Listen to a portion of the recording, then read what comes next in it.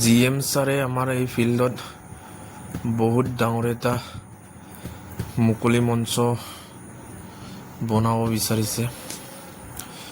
আমাৰ এই বুৰজ্যোতি মুক্তিয়াৰ গাঁও পঞ্চায়তত এখনো আৰু এনেকুৱা ডাঙৰ ফিল্ড নাই আৰু য'ত নেকি ডাঙৰ এটা প্ৰগ্ৰাম কৰিম বুলি ক'লে কৰিব নোৱাৰা কণ্ডিশ্যন। এইটোৰ কাৰণে GM ছাৰে ভৱিষ্যতৰ এটা প্লেনিং কৰিছে।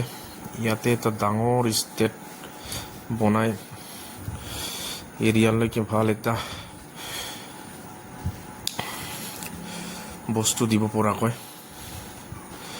আজি GM ছাৰ নিজে আহি গোটেই ফিল্ড পৰিদৰ্শন কৰি চালে, তাৰপিছত চাই মেলি কোন দিশে কি কেনেকৈ বনালে ভাল হ'ব এইটো হিচাপত আহি বহুতকেইটা জেগা চোৱাৰ পিছত এটা জেগা নিৰ্দিষ্ট কৰিলে। ফিল্ডখনৰ সুবিধাতে এটা ছাইড বাছনি কৰিলে। সেইমৰ্মে কামো আৰম্ভ হৈ গৈছে।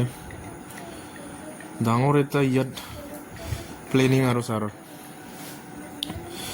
যিটো প্লেনিঙৰ জৰিয়তে ভৱিষ্যতে ডাঙৰ সভা সমিতি কৰিব পৰাকৈ মিনিষ্টাৰ প্ৰগ্ৰামৰ এনেকুৱা টাইপৰ।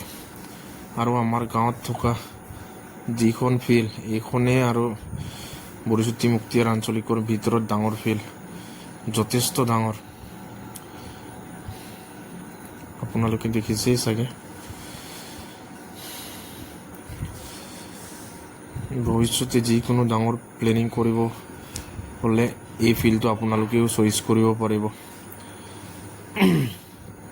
মঞ্চৰ কাম আৰম্ভ হৈ গৈছে মোটামুটি। গোটেই ৰাইজে এতিয়া ইয়াত জেগাটো চাই মেলি এইটো জেগাটো ইয়াতে ৰাখিলে পাৱাৰ হাউচ হ'ব বলে এখন পাতি ফেক্টৰী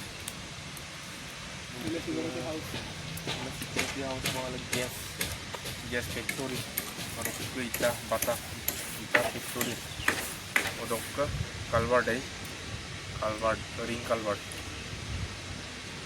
1 2 3 4 5টা